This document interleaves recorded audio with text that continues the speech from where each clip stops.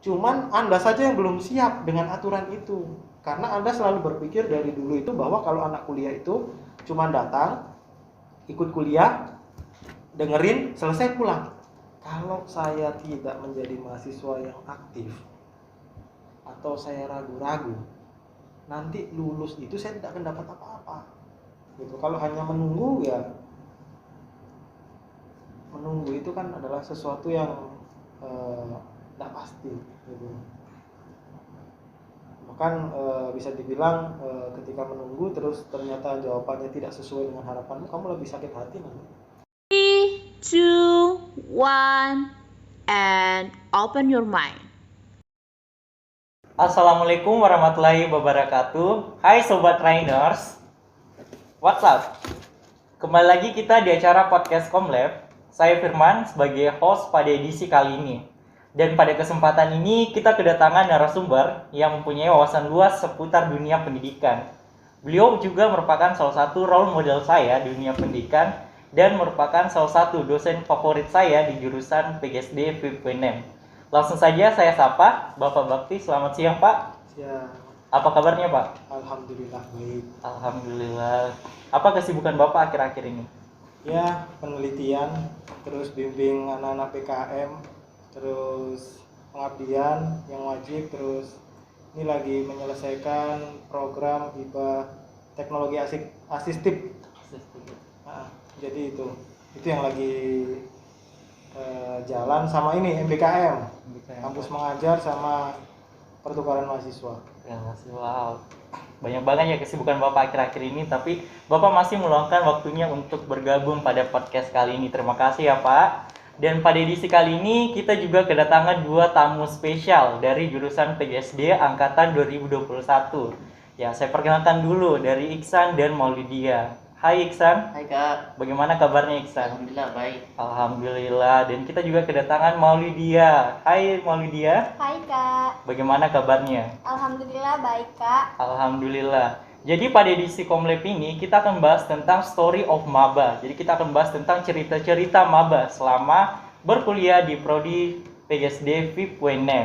Nah, saya ke Iksan dulu. Bagaimana sih ekspektasi kamu terhadap dunia perkuliahan? Jadi ekspektasi saya itu, saya kira masuk jurusan PGSD itu belajar tentang pembelajaran SD. Namun itu berbanding terbalik dengan yang saya pikirkan. Ya, berbanding terbaliknya seperti apa, Iksan? Jadi misalnya saya masuk di sini tuh jurusannya saya belajar tentang pembelajaran SD. Ya. Namun ternyata kita harus mendidik siswa. Ya, jadi Iksan ini berekspektasi bahwa di jurusan prodi PGSD ini kita hanya belajar tentang materi-materi yang di SD, tapi pada kenyataannya kita juga mempelajari tentang perkembangan peserta didik, pengantar pendidikan, filsafat pendidikan. Nah, bagaimana nih ekspektasi Pak Bakti terhadap ekspektasi dari Iksan ini, Pak? Mungkin dilihat dari sudut pandang tertentu tidak salah. Yeah. Hanya saja mereka kan maba, jadi tidak ada perlu dipermasalahkan. Namun perlu dipahami juga kenapa ada mata kuliah tersebut itu kan terpaut dengan nanti kan teman-teman ini menjadi guru SD, jadi harus tahu perkembangan siswa. Yeah. Supaya tidak salah dalam memperlakukannya, karena itu merupakan satu kewajiban gitu, terutama bagi teman-teman calon guru SD. Ya. Nah, kalau Maulidia sendiri bagaimana sih ekspektasi kamu terhadap jurusan PGSD ini? Ya, ekspektasi saya terhadap jurusan PGSD ini yang awalnya saya berekspektasi bahwa kuliah di jurusan PGSD itu mudah, bebas, seperti dari segi pakaiannya. Saya kira itu pakaiannya itu tidak diatur, tapi ternyata setelah saya masuk di dunia perkuliahan, ternyata pakaiannya itu diatur, mulai dari berpakaian batik, bahkan memakai pakaian pramuka. Ya, jadi bagaimana nih tanggapan Bapak terhadap ekspektasinya Maulidia terhadap seragam bebas? Terus apa sih alasannya di prodi PGS ini harus ditetapkan aturan-aturan berseragam itu, Pak? Oke, terima kasih. Jadi sebenarnya ya kan memang kalau di prodi-prodi lain ya umumnya mahasiswa kuliah itu kan ya baju bebas gitu loh, keren begitu. Nah, Itu berbeda kalau di prodi PGSD. Karena di sini mau mencetak guru SD yang notabene di SD itu anak itu masuk pada tataran operasional konkret, sehingga dia membutuhkan role model, sehingga guru SD dalam berpakaian pun itu akan menjadi teladan bagi siswa gitu loh.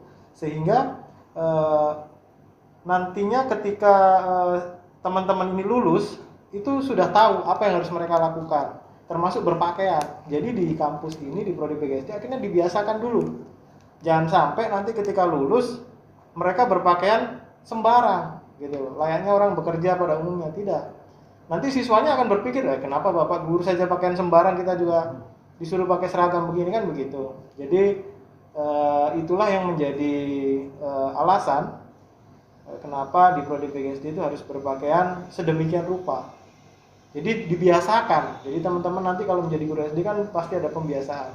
Hari ini harus pakai seragam apa, lalu bagaimana berpakaian, sampai pada cukur rambut juga kan diatur juga gitu loh. Karena dilihat gitu loh. Coba teman-teman lihat, ataukah teman-teman analogikan dulu ketika teman-teman sekolah SD, ada ndak guru SD yang compang-camping atau orangnya, kan jarang toh. Karena ya memang di situ ruhnya, karena guru sesuai dengan kata Ki Hajar Dewantara diguguk gitu loh.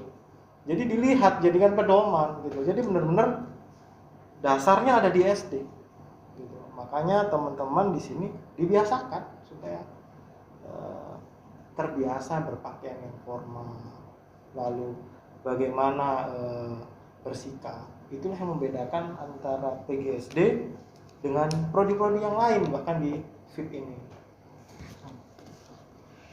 Nah, itu tadi beberapa tanggapan Bapak terhadap tentang pakaian-pakaian, mengapa kita diatur sedemikian rupa di prodi PGSD. Nah, untuk Iksan dan Maudia sudah berapa lama nih berkuliah di prodi PGSD ini? Lebih 2 pekan. Sudah 2 pekan. Jadi apa-apa yang sudah dilalui oleh Iksan selama 2 pekan ini berkuliah? Jadi selama 2 pekan itu saya biasanya bermasalah dengan jaringan. Mengapa saya bilang begitu? Karena biasanya ada dosen yang tidak bertoleransi pakai off kamera. Jadi biasanya itu berpengaruh pada suaranya. Ya. Nah, jadi bagaimana nih tanggapan Bapak terhadap kendala yang dialami oleh adik Iksan ini terhadap dosen yang kurang mentoleransi jika kameranya di-off-kan? Jadi kalau saya itu ketika melihat suatu masalah itu harus runtut dulu ya. Iya. Jadi supaya tidak ada siapa yang disudutkan dan siapa yang menyudutkan. Iya. Jadi begini, terkadang kenapa Bapak Ibu dosen itu menginstruksikan Anda itu mengaktifkan kamera. Ini bukan suuzon ya, tidak, bukan suuzon, enggak. Gitu. Karena kadang itu teman-teman kalau enggak aktifkan kamera, itu kadang teman-teman tidur mau ngapain kan enggak ditahu juga. Gitu loh. Atau teman-teman pergi kan enggak ditahu juga. Jadi itu yang diantisipasi, karena kadang ketika dimatikan, dipanggil-panggil orangnya enggak ada. Sudah tertidur. Itu yang pertama. Lalu yang kedua, karena di prodi PGSD ini teman-teman dosen itu lebih menekankan pada karakter. Jadi teman-teman dosen ingin melihat bagaimana sih feedback dari teman-teman ketika dosennya mengajar, gitu loh. Jadi ini dilihat ekspresinya bagaimana, gitu loh. Karena jangan sampai dosen berbicara, kalian malah main games dan sebagainya. Karena kan di sini di dalam kondisi pandemi ini itu bisa saja Anda buka dual layar kan, gitu. Anda sambil ngapain gitu kan terlihat. Sehingga di situ terlihat ekspresi. Kan kadang-kadang ada yang menjelaskan terus tiba-tiba senyum-senyum sendiri. Itu pengalaman. Saya sendiri juga begitu. Karena kenapa nama mahasiswa senyum-senyum? Perasaan saya tidak menjelaskan hal yang lucu gitu loh. Atau tiba-tiba sedih. Apa di mana sedihnya saya bercerita gitu loh. Kadang itu seperti itu, sehingga dari mimik wajah itu bisa dilihat sedang apa gitu loh. Karena teman-teman ingin melihat bagaimana respon dan ingin berinteraksi dengan mahasiswa, khususnya di angkatan 2021. Namun ketika kita lihat dari sisi yang lain, memang ketika mengaktifkan kamera itu impact-nya kan banyak gitu loh. Kuota akan pasti lebih banyak termakan toh. Nah, sehingga saran saya kepada teman-teman itu ketika kita sudah ditentukan waktu kuliah, berarti kita sudah siap dengan apapun yang terjadi. Jadi ya saran saya harus siapkan mulai kuota dan jaringan. Bagaimana Pak ketika di tempat saya jaringannya seperti ini? Berarti disitulah letak kegigihan teman-teman. Jadi ketika teman-teman ingin belajar, yakinlah bahwa niatan itu ingin belajar. Teman-teman akan mencari di mana saya bisa berada dengan sinyal yang bagus dan lain sebagainya. Sama halnya Anda ini loh, kalau menginginkan sesuatu itu Anda akan berjuang loh, gitu loh. Tapi kalau Anda kelihatannya ogah-ogahan, itu kan sudah mau ikut sembarang, mau ikut kan jadi begitu. Jadi dari dua sisi itu sebenarnya makna positif dari keduanya itu ada. Namun saya pesan kepada teman-teman yang baru, kenapa diaktifkan karena itu. Jadi bukan nanti kuota saya habis. Nah, itu adalah sebuah konsekuensi. Gitu loh. Memang ketika lihat Pak, tapi jaringan di sini tidak bagus ya. Berarti Anda harus mencari jaringan, gitu loh. Namun ketika Anda berat dengan kuota, berarti Anda harus bisa memanage. Gitu loh. Karena teman-teman dosen itu biasanya sudah mempunyai sebuah ritme atau alur. Jadi terkadang tidak setiap minggu juga web meeting. Jadi mungkin ada satu web meeting kosong seperti itu karena pertimbangan kuota. Jadi kalau saya pribadi, bagi teman-teman apalagi mahasiswa baru, apapun yang diinstruksikan itu maknai positif saja. Insya Allah nanti Anda akan menemukan apa sih manfaatnya, gitu. Jadi ketika Anda diinstruksikan begini, jangan mengeluh dulu, jalani saja dulu. Kalau kita sudah mengeluh, berikutnya itu akan bagaimana ya? Anda itu akan berpikiran negatif, sehingga ketika kamu negatif, lingkunganmu juga akan negatif semua akhirnya. Gitu. Jadi itu saran terutama teman-teman maba ya. Jadi ketika waktu kuliah dan sudah ada konfirmasi dari dosen bahwa besok web meeting, berarti Anda harus siap dengan semua konsekuensi yang akan ada, baik jaringan dan lain sebagainya. Itu saya. Ya, terima kasih Pak atas pencerahan nih untuk teman-teman mahasiswa baru. Kenapa kita harus on cam? Nah, saya juga ini mau ke Lydia. Apa sih yang kamu lalui selama berkuliah 2 pekan di Prodi PGSD? Ya, hal yang saya lalui selama perkuliahan 2 pekan ini di jurusan PGSD, lumayan saya mempunyai lumayan banyak kendala. Di antaranya yang pertama dari segi pemberian tugas. Iya. Karena ada beberapa dari dosen yang memberikan tugas kepada mahasiswa melalui aplikasi Xiaomoke tanpa memberitahukan kepada mahasiswa, sehingga kita mahasiswa juga lupa, ataukah kita sebagai mahasiswa kayak dikejar deadline. Yang kedua, sama seperti Iksan, terkendala dari segi jaringan. Kadang ada beberapa dosen juga yang tidak memberi toleransi kepada mahasiswa, padahal mahasiswa tersebut sudah menjelaskan bahwa jaringan kurang baik Pak. Dan yang terakhir, kendalanya yaitu dari segi sarana dan prasarana. Ya, contohnya dari segi dan prasarana itu yang terkendala di bagian mananya? Di bagian kayak penggunaan laptop ya, yang masih sharing dengan keluarga ya. Iya. Ya. Jadi bagaimana ini tanggapan Bapak terhadap dosen yang mungkin terluput untuk mengingatkan mahasiswanya bahwa ternyata ada tugas yang diberikan di Xiaomoke Pak? Oke, begini ya. Kalau saya akan berpikir begini, teman-teman terutama mahasiswa baru, saya sudah menyampaikan bahwa dalam satu SKS itu teman-teman punya tanggung jawab untuk belajar itu adalah 170 menit per SKS-nya. Dan 50 menit itu adalah tatap muka atau tatap maya. Kalau dulu ketika sebelum pandemi tatap muka, satu SKS itu 50 menit. Lalu 60 menit itu belajar mandiri dan 60 menit adalah tugas terstruktur. Dan di sini ketika mungkin sebelum pandemi Anda bisa belajar mandiri, itu bisa pergi ke perpus dan lain sebagainya. Untuk sekarang di era pandemi, teman-teman kan bisa mengakses internet atau digital library. Nah, Berikutnya dosen juga memberikan tempat atau sumber-sumber belajar lain di salah satu wadah, yaitu yang kita biasa sebut Learning Management System, yaitu SYAM-OK. Nah, di situ itu sudah lengkap, biasanya teman-teman dosen itu sudah menyusun sedemikian rupa, mulai dari materi, tugas, UTS, UAS, sampai bentuk keseluruhan kuliah, bentuk kegiatannya sudah ada di situ. Nah, sehingga teman-teman kan masih punya utang satu lagi 60 untuk tugas. Nah, pasti ada itu gitu loh. Sehingga teman-teman karena sudah ada sumbernya, sudah disediakan sumber, sudah ada wadah untuk tugas juga, berarti tugas teman-teman di 120 menit itu adalah mengakses. Jadi bukan sekedar begini teman-teman maba. Jadi ketika selesai tatap muka atau tatap maya selesai semuanya. Enggak, bukan berarti begitu. Masih ada hutang 120 menit. Nah, kapan itu diakses? Ya tentunya setelah selesai tatap muka, bukan tatap maya.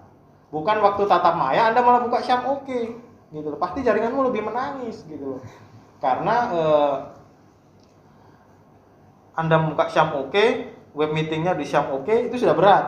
Belum lagi kamu buka materinya di situ lagi. Nah, lebih berat lagi gitu loh. Nah, jadi saran saya kepada teman-teman maba di kondisi yang saat ini, jadi perhatikan baik-baik setelah tatap maya itu coba lihat SYAM-OK, atau sebelum tatap maya semalam besok contoh tatap maya, lihat dulu SYAM-OK ada apa, ada materi apa, sehingga teman-teman bisa membaca. Kalau sudah ada materinya teman bisa membaca. 50 ingat 60 menit belajar mandiri bisa dibaca dulu. Jadi besok ketika tatap maya teman-teman bisa diskusi dengan dosen.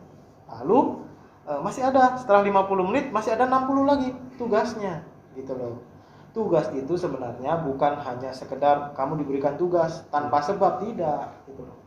Tugas itu untuk fungsinya adalah untuk mendalami apa yang sudah Anda dapatkan atau sudah Anda pahami. Dari 60 menit belajar mandiri, 50 menit tatap maya. Nah, baru ini dikonfirmasi, dilihat bener enggak nih sudah membaca dan sudah mengikuti perkuliahan gitu loh. Jadi tugas itu pasti ada gitu loh. Mungkin kalau tidak ada, mungkin dosen masih berpikir jangan dulu. Jadi ada pertimbangan di setiap materinya gitu loh. Kalau memang sudah ada tugas, berarti dirasa bahwa materi tersebut harus segera untuk dilakukan konfirmasi. Jadi seperti itu. Jadi teman-teman baiknya apalagi maba harus mengakses supaya ini terbiasa. Karena kita tidak tahu pandemi sampai kapan gitu loh. Dan saya rasa tidak hanya pada saat pandemi. Sebelum nanti ketika pandemi selesai dan teman-teman harus tatap muka, formatnya tetap sama. Cuman yang beda kan hanya tatap maya sama tatap muka. 120 menitnya tetap sama. Gitu loh. Jadi seperti itu. Makanya teman-teman di sini ketika kuliah, saya ingat pesan almarhum dosen saya dulu bilang bahwa kalau Anda kuliah hanya menunggu dosen menjelaskan atau menunggu dosen hadir gitu loh, itu Anda hanya mendapatkan ilmu kurang lebih 40%. 60% dari mana, Pak? Ingat, 60% dapat dari belajar mandiri dan tugas gitu loh. Karena coba lihat persentasenya gitu loh. Bahkan lebih kecil kalau 50 dibanding 120 menit. Toh? Nah, kalau Anda hanya nunggu berarti kan kamu cuma dapat 50, 120-nya hilang. Padahal kalau 170 menit itu 100, kira-kira 50 itu hanya tidak sampai 30 malah. Kan begitu. Jadi itu. Jadi supaya tatap muka atau tatap maya itu baik, berarti teman-teman harus yang aktif. Jadi mahasiswa itu harus aktif gitu.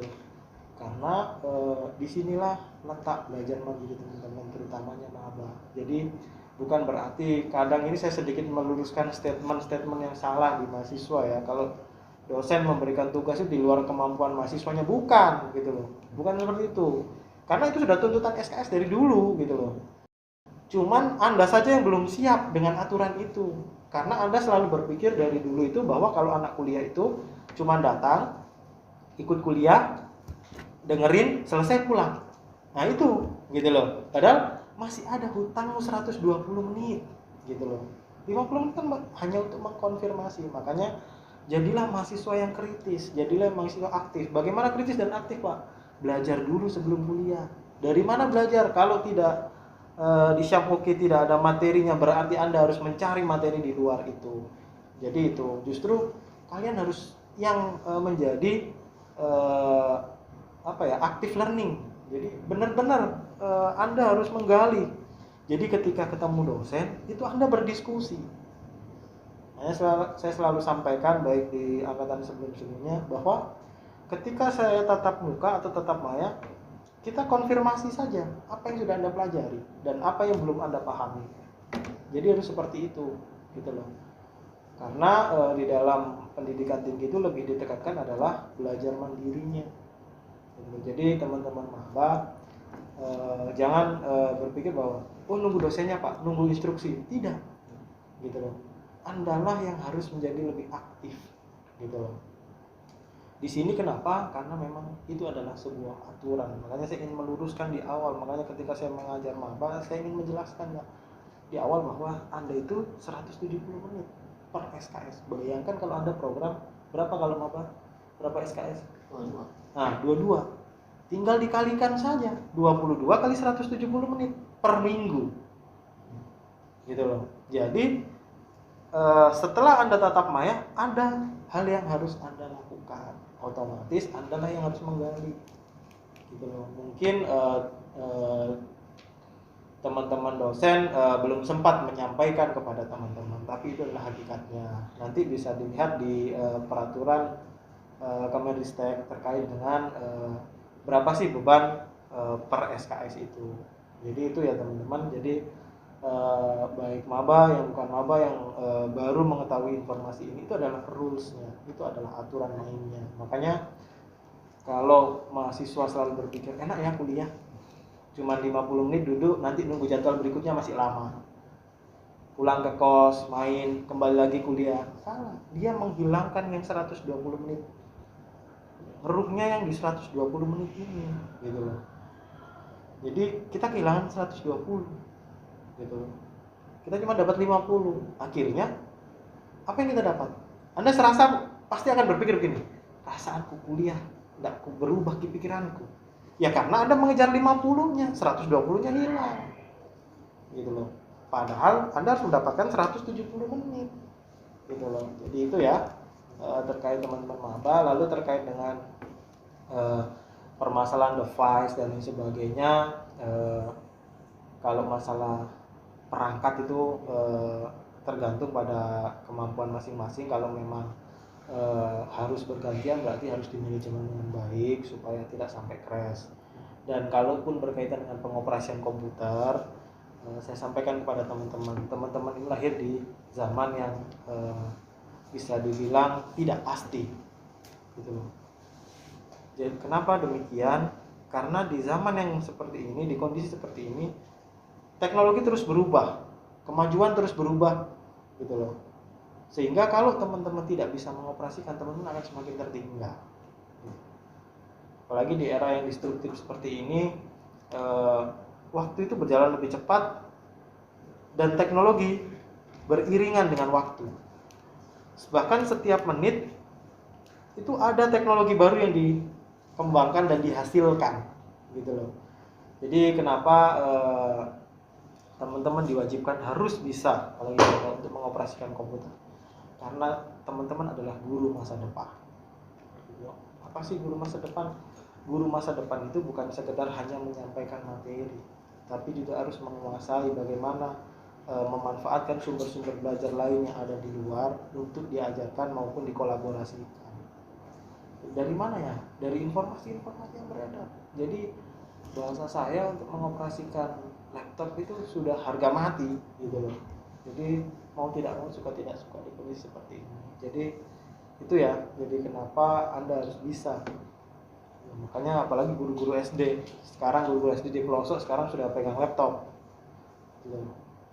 Jadi teman-teman harus terbiasa sehingga teman-teman nanti ketika mengajar, mungkin ketika teman-teman lulus atau menjadi guru SD nantinya bukan lagi seperti ini lagi, mungkin sudah berkembang sedemikian rupa lagi, kan gitu.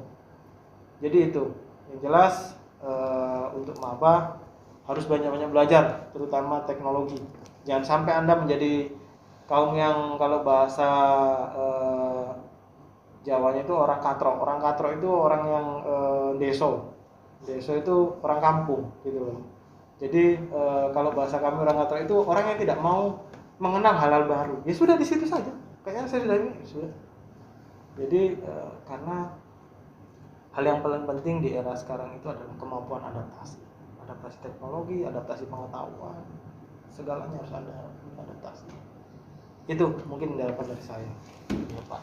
Nah, dalam perkuliahan sekarang ini Pak, metode yang paling sering digunakan itu kan metode diskusi dan penugasan.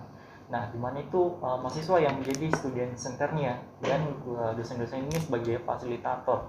Dan metode ini juga membutuhkan keaktifan mahasiswa untuk bertanya dan berargumen. Nah, Iksan, kamu tipe orang yang mana? Berani atau ragu-ragu untuk menyampaikan pendapat? Kalau tipe saya itu berani.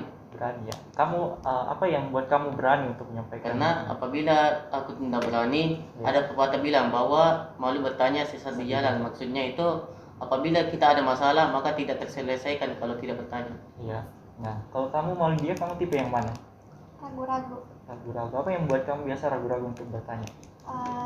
Ada beberapa faktor. Ya, Salah satunya yaitu malu atau takut dengan dosen. kalau dengan dosen ya. Nah, ini Pak, bagaimana sih cara menghadapi rasa takut untuk bertanya atau menyampaikan pendapatnya, Pak? Jadi begini ya teman-teman, bagaimana mengantisipasi rasa malu. Selalu pikirkan begini.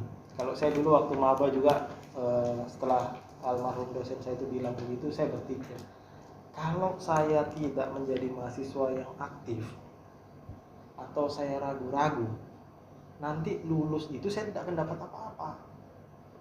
Karena kita harus menjadi mahasiswa yang aktif supaya Anda akan mendapatkan banyak pengalaman, banyak pengetahuan. Pengalaman apa? Gitu loh. Berbicara itu memang kelihatannya gampang kalau di depan saudaramu atau di depan orang yang kamu kenal. Tapi kalau kamu berbicara di depan orang lain yang mungkin tidak kamu kenal atau orang lain siapapun, atau di depan forum, itu kalau tidak dilatih sedikit-sedikit itu sulit gitu loh. Apalagi teman-teman adalah calon guru SD gitu loh. Masa guru SD mau depan siswanya malu-malu gitu loh. Nah, itu harus dibiasakan. Jadi saya ingin motivasi kepada teman-teman, kalau dulu dosen saya bilang, kalau kamu tidak mau mencoba sekarang, kamu tidak akan berhasil. Ya kamu akan berada di zona nyamanmu saja. Ya begitu-begitu saja sampai kau lulus. Memang aman gitu loh. Tapi keterampilanmu ya stuck di situ saja. Coba kalau kamu berani. Di kampus ini adalah tempat belajar. Jadi jangan malu, benar kata Ihsan tadi. Jadi jangan malu-malu gitu loh. Karena nanti kalau kamu malu di sini, di depan setelah lulus malah malu-maluin gitu loh. Masa lulus kamu mau ngomong di depan siswa masih A, U, B, sulit gitu loh. Yang ada mungkin siswamu bisa lebih kritis, bapak ternyata takut. Ya, bisa dibercandain kamu sama siswamu gitu loh. Apalagi anak sekarang itu lebih kritis gitu daripada anak-anak dulu gitu loh. Jadi selalulah berpikir bahwa kalau kamu tidak melakukan sesuatu, kamu tidak akan dapat apa-apa. Rasa malu itu hanya di awal. Nanti kalau kamu sudah terbiasa, itu akan hilang seiring berjalannya waktu. Tapi kalau kamu tetap mempertahankan itu, ya tetap aman. Tapi ya kamu akan gitu-gitu saja, gitu. Jadi kamu akan menjadi siswa yang pasif.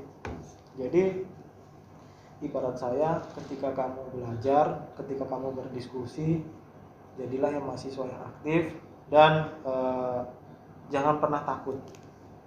Karena kalau kamu takut sekarang, kamu nanti lulus tidak akan mendapat apa-apa. Mending kamu takut, selesaikan ketakutanmu, sembuhkan ketakutanmu. Nanti kamu di luar akan menjadi seseorang yang bisa dibilang aktif, bisa dibilang orang yang mudah untuk beradaptasi. Jadi itu untuk teman-teman maba. Apalagi ada yang tidak berani, ya itu masalah lagi, gitu loh. Yang takut-takut itu masalah lagi. Kenapa demikian? Kalau Anda takut-takut, besok kamu di luar masa mau begitu? Kamu calon guru SD. Makanya biasa kalau saya ngajar, meskipun lewat Zoom, ya saya panggil satu-satu, gitu loh. Saya suruh ngomong. Kenapa demikian? Supaya semuanya bisa berbicara. memang kelihatannya berbicara mudah gitu loh. Kelihatannya, tapi kenyataannya, realitanya sulit gitu loh. Jadi untuk teman-teman maba jangan takut, jangan ragu, karena itu hanya di awal saja. Besok kalau sudah biasa hilang itu serius. Tapi kalau kamu tetap stuck di situ, ya sampai kapan pun tidak akan hilang. Jadi itu harus berani. Nah, Iksan, kamu pada semester ini dapat beasiswa atau belum sih? Kalau semester ini belum. Belum. Apakah kamu menunggu dari dosen informasi dari beasiswa itu atau kamu mencari di tempat lain? Kalau saya menunggu dari dosen. Menunggu dari dosen. Nah, kalau mau dia sendiri di semester ini sudah program beasiswa? Belum. Belum.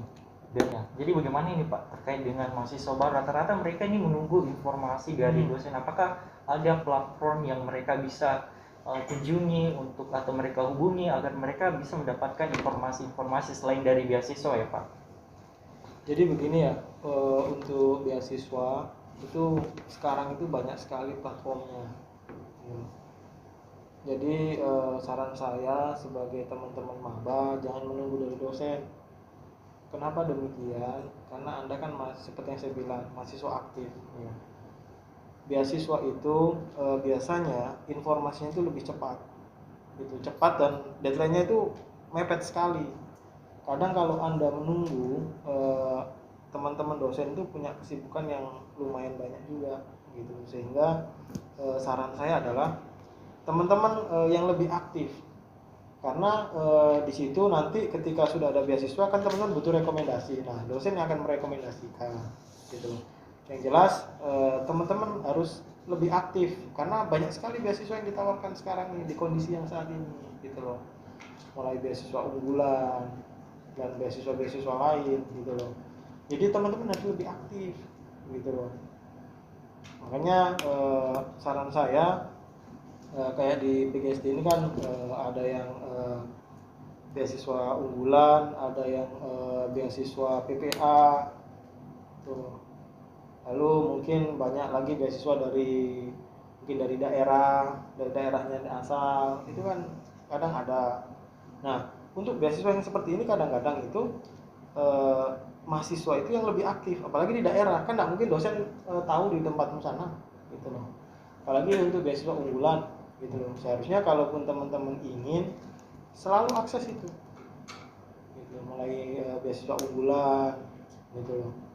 Mungkin Anda bisa lihat di LPDP gitu, itu pasti ada gitu. Yang jelas sebelum ada pengumuman, saran saya lihat dulu kriteria yang tahun-tahun lalu apa yang harus dipenuhi, karena biasanya tiap tahun itu kriterianya itu tidak jauh berbeda gitu, sehingga teman-teman punya persiapan. Jangan nunggu pengumuman baru teman-teman ambil. Takutnya ya kalau persiapan hanya rekomendasi baik sih bisa, tapi bagaimana kalau rekomendasinya bunyinya adalah Anda diharuskan atau pengalaman berorganisasi, kan tidak bisa diadakan 1 hari 2 hari atau seminggu, kan itu sudah jauh-jauh harus disiapkan gitu. Jadi teman-teman di sini saya sarankan lebih aktif, jadi bisa diakses di beasiswa LPDP, beasiswa unggulan gitu.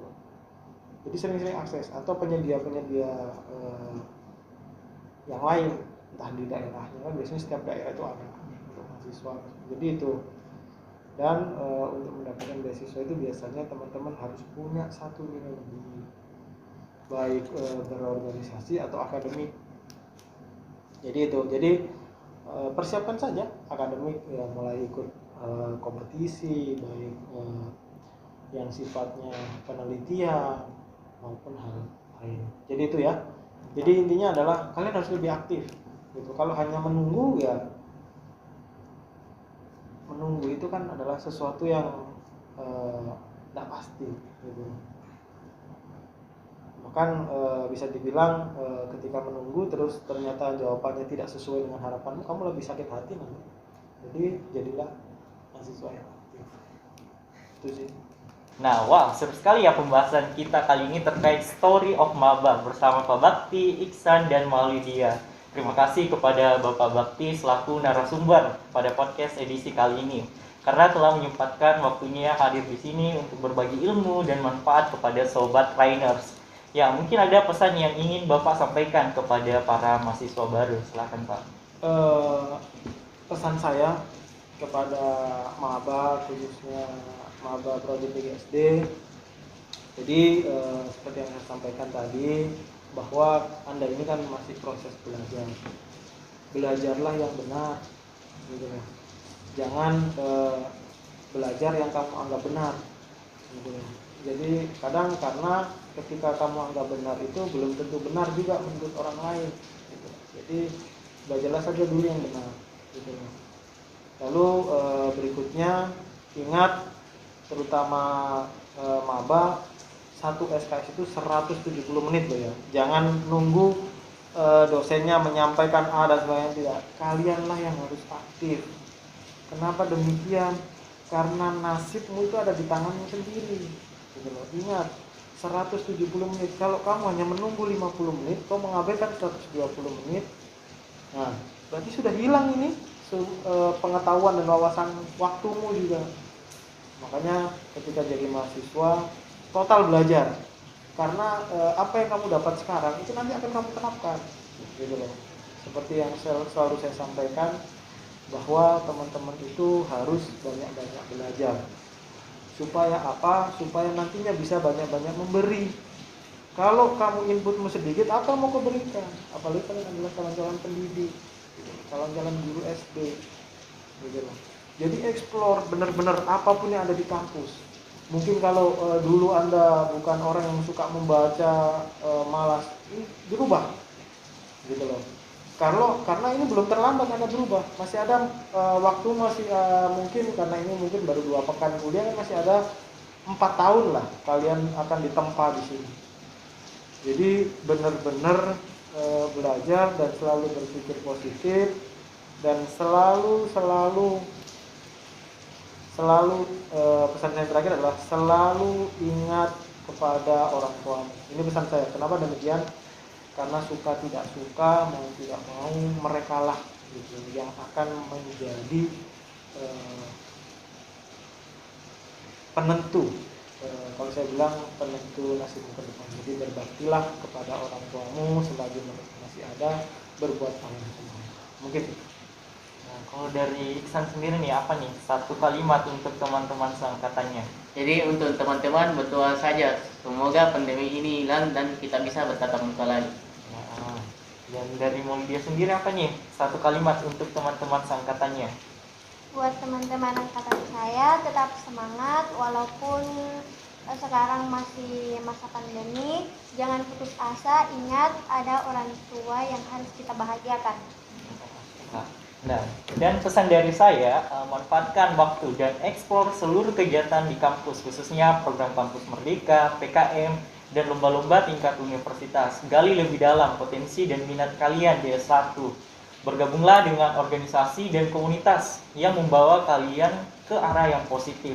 Karena keluar dengan gelar sarjana itu sudah hal yang biasa, tetapi keluar dengan sejuta ilmu dan pengalaman itu yang baru luar biasa. Saya Firman, see you di podcast selanjutnya. Wassalamualaikum warahmatullahi wabarakatuh. Waalaikumsalam warahmatullahi wabarakatuh.